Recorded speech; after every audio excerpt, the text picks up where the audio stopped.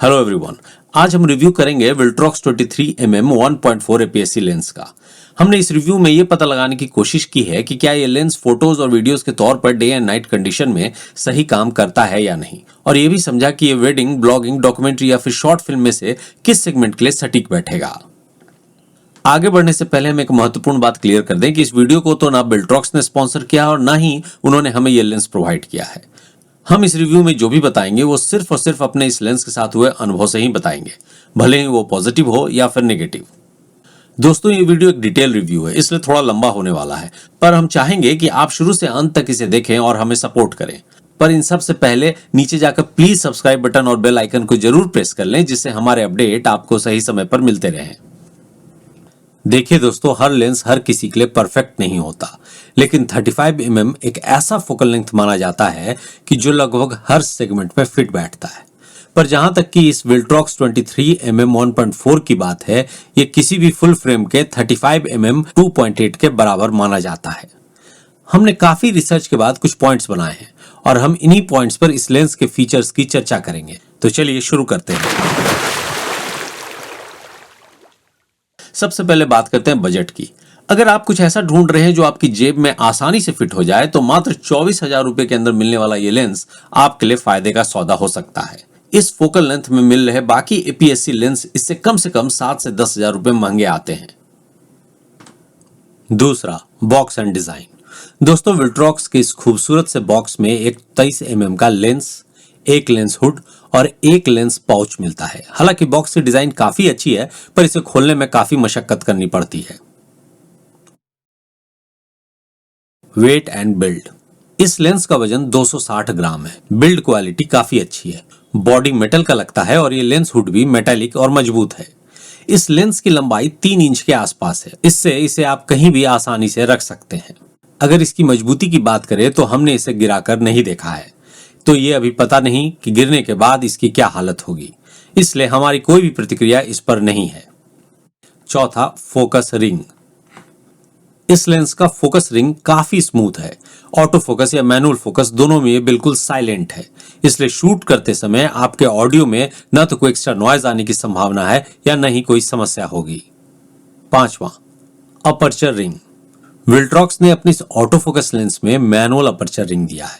हालांकि ये कैमरे से अटैच हुए बिना काम नहीं करता, इसलिए इससे यह समझा जा सकता है कि इसे भी बाकी ऑटो लेंसेज की तरह काम करने के लिए कैमरे से पावर चाहिए होती है। दरअसल मैनुअल अपर्चर रिंग के फायदे इंटरनल अपर्चर से ज्यादा होते हैं। जैसे अगर आप रिकॉर्डिंग करते वक्त अपर्चर बढ़ाना या घटाना चाहते हैं, तो इंटरनल कंट्रोल से शॉट्स में लाइट्स की जर्क फील होती है, पर मैनुअल अपर्चर रिंग में ये बिल्कुल स्मूथ ट्रांजिशन जैसा होता है। विल्ट्रॉक्स का ये लेंस 1.4 स्टॉप से शुरू होकर 16 स्टॉप तक जाता है। रिंग के लास्ट में A लिखा है, इसका मतलब इसे आप ऑटो अपर्चर पर भी कर सकते हैं। विल्ट्रॉक्स के इस लेंस में 9 अपर्चर ब्लेड्स है, जिसका मतलब ये बहुत स्मूथ और सॉफ्ट बोका बनाएगा। Focus motor. विल्ट्रॉक्स का ये 23mm लेंस STM के साथ आता है। STM का अर्थ होता है स्टेपिंग मोटर। ये मोटर पल्स इलेक्ट्रिसिटी द्वारा सिंक्रोनाइज और ऑपरेट होता है, जो कि कैमरे के स्टार्टअप और पावर डाउन के समय बहुत तेजी से कम समय में फोकस सिस्टम को कंट्रोल करता है। इस मोटर की खासियत यह होती है कि ये बिल्कुल साइलेंट रहता है, इसलिए फोकस करते वक्त कोई शोर नहीं होता। Focal length. चूंकि ये लेंस एक APS-C लेंस है, इसलिए 23mm के फोकल लेंथ का मतलब है कि ये फुल फ्रेम के किसी भी 35mm के लेंस के आसपास का फील्ड ऑफ व्यू देगा।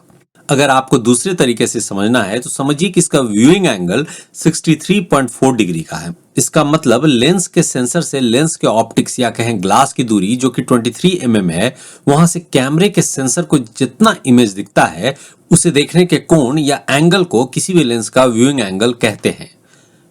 Minimum focal distance.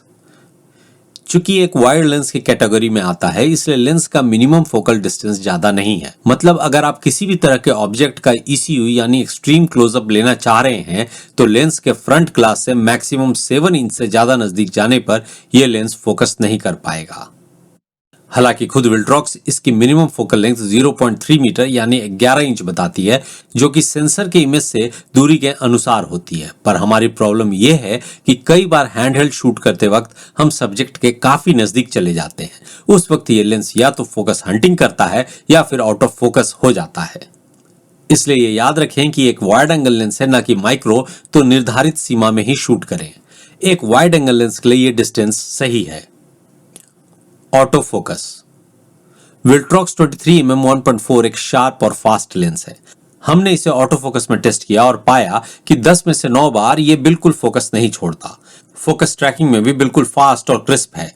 Follow shot, gimbal shot या ट्रैकिंग शॉट में ये बिल्कुल सटीक काम करता है। लो लाइट परफॉर्मेंस। चूंकि एक 1.4 का लेंस है, इसलिए लो लाइट में भी फास्ट फोकस करता है। हमने इसे हर कंडीशन में टेस्ट किया है और रिजल्ट बहुत अच्छा आया है। Lens flare. लेंस फ्लेयर देखने के लिए हमने लाइट टेस्ट किया। सबसे अच्छी बात है कि ये फ्लेयर बहुत सॉफ्ट और खूबसूरत बनते हैं। लाइट स्ट्रिक्स भी एजेस पर बहुत सॉफ्ट और बहुत स्मूथ हल्की धारियां बनाते हैं। ये बहुत बड़े या डोमिनेटिंग नहीं लगते, इसलिए ये अच्छे लगते हैं। Softness and sharpness. अगर लेंस के ऑप्टिक्स की बात की जाए तो ये फास्ट जरूर है, पर इसका एक अपना अलग टेक्सचर है। ये किसी भी विंटेज सिनेमा लेंस जैसे सॉफ्ट और बटरी इफेक्ट देते हैं।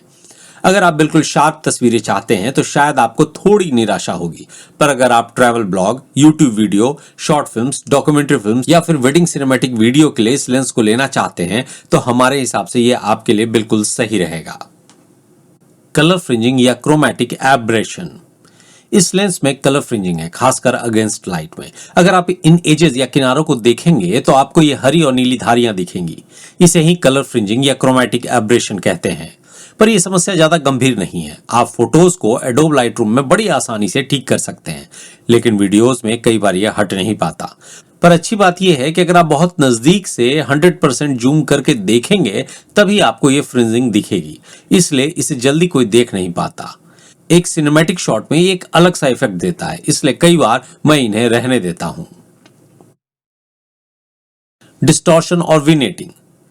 चूंकि एक वाइड एंगल लेंस है, इसलिए हल्का डिस्टॉर्शन और कॉर्नर पर विनेटिंग आता है, पर फोटोज के लिए इस समस्या का हल लाइट रूम में और वीडियोस के लिए the Vinci resolve editing software में आसानी से हो जाता है। Focus breathing.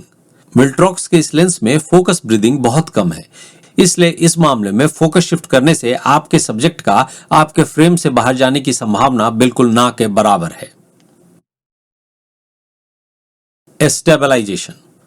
इस लेंस में इमेज स्टेबलाइजेशन नहीं है, जिसकी वजह से हैंडहेल्ड शॉट्स में शेक आने की संभावना काफी रहती है। इसके लिए आप या तो कैमरे का एक्टिव इमेज स्टेबलाइजर ऑन कर लें या फिर गिम्बल पर शूट करें। अगर आप डॉक्यूमेंट्री और फिल्म्स बना रहे हैं तो हल्का शेक आपके सीन में एक एलिमेंट ऐड करता है जो कि नेचुरल लगता है। हमें लगता है कि इस प्राइस में IS नहीं होना एक आम बात है, फिर भी अगर होता तो अच्छा होता। Weather sealing. इस लेंस में वेदर सीलिंग नहीं है, इसलिए आपको इसे पानी या नमी से बचा कर रखना होगा। हालांकि मुझे नहीं लगता कि वेदर सील करने में कीमत में बहुत अंतर आ जाता, पर फिलहाल ये सुविधा इसमें नहीं दिखती है। Update feature. चूंकि विल्ट्रॉक्स एक थर्ड पार्टी लेंस निर्माता है, इसलिए इसको आने वाले हर कैमरे के साथ कॉम्पैटिबिलिटी के लिए तैयार रहना पड़ता है। शायद यही सोचकर कंपनी ने इस लेंस में पोर्ट दिया है। जब कभी नए कैमरे आते हैं और लेंस उनके सॉफ्टवेयर को सपोर्ट नहीं कर पाते तो लेंस अजीब सा व्यवहार करते हैं। फोकस में दिक्कत या फिर फोकस मोटर का काम नहीं करना एक आम समस्या होती है। इसलिए विल्ट्रॉक्स ने ये एक अच्छी सुविधा दी है, जिससे आपको विल्ट्रॉक्स की साइट से इस लेंस का अपडेटेड फर्मवेयर डाउनलोड करके सिर्फ अपडेट करना पड़ेगा। इस तरह आपका लेंस किसी भी नए सिस्टम के साथ कॉम्पैटिबल रहेगा। User segment. दोस्तों, हमारे हिसाब से ये लेंस किसी भी बड़े ब्रांड के महंगे लेंस से कम नहीं है। तो अगर आप उस सेगमेंट के हैं जो ब्रांड नेम के दीवाने नहीं हैं और कुछ पैसे बचाना चाहते हैं तो ये लेंस आपके लिए बिल्कुल सही है। Test result. फोटोग्राफी। हमने विल्ट्रॉक्स 23mm को सोनी A6700 के साथ फोटोग्राफी के लिए टेस्ट किया। Street photography, architectural photo, landscape और नाइट शॉट्स, इन सभी में ये लेंस काफी अच्छा काम करता है। चूंकि एक वाइड एंगल लेंस है, इसलिए क्लोज पोर्ट्रेट के लिए सही नहीं रहेगा। ऐसे ये सारे रिजल्ट आपके सामने हैं और फैसला आप खुद ले सकते हैं कि ये लेंस आपके कितने काम आएगा या नहीं। वीडियो। चूंकि हम एक वीडियो फर्म हैं और प्रोफेशनली यही करते हैं, इसलिए हमने इस लेंस को वीडियो में हर तरीके से चेक किया। हमें पर्सनली ऐसा लगता है कि एक अकेला lens day light, low light, focus tracking, gimbal test, documentary, cinematic, short films, interview, YouTube talking head video, travelling blog इत्यादि सभी के लिए बिल्कुल फिट बैठता है। हमने लो लाइट में सोनी A6700 के साथ इस लेंस का वीडियो टेस्ट लिया था, जिसका वीडियो लिंक अभी ऊपर आ रहा है। आप चाहें तो इस वीडियो को देख सकते हैं। इसके अलावा हमने डे लाइट में भी इस लेंस को निसी के वेरिएबल एनडी फिल्टर और सोनी FX30 के साथ ProRes RAW के लिए इस्तेमाल किया। उसका रिजल्ट भी इस वीडियो लिंक में है जो हम ऊपर दे रहे हैं, और दोनों लिंक नीचे डिस्क्रिप्शन में भी डाले हुए हैं। आप चाहें तो वहां से भी देख सकते हैं। दोस्तों, अगर आपको ये रिव्यू अच्छा लगा तो प्लीज नीचे जाकर सब्सक्राइब जरूर कर लें, लाइक करें, शेयर करें। हमें कमेंट बॉक्स में लिख कर बताएं कि आपको और क्या देखना पसंद है। हम कोशिश करेंगे कि उस पर एक वीडियो लाने की। दोस्तों, हमारा चैनल नया है और हम आपके सपोर्ट से ही चल रहे हैं। दोस्तों, आप जानते हैं आप हमारे लिए कितना इंपॉर्टेंस रखते हैं, इसलिए अपना प्यार और सपोर्ट इसी तरह बनाए रखें। तो दोस्तों, अब चलने का वक्त हो गया है, तो फिर मिलते हैं अगले नए वीडियो में, जहां कुछ नए रिव्यूज, टिप्स एंड ट्रिक्स के साथ आपस में बात करेंगे। तब तक के लिए सायोनारा।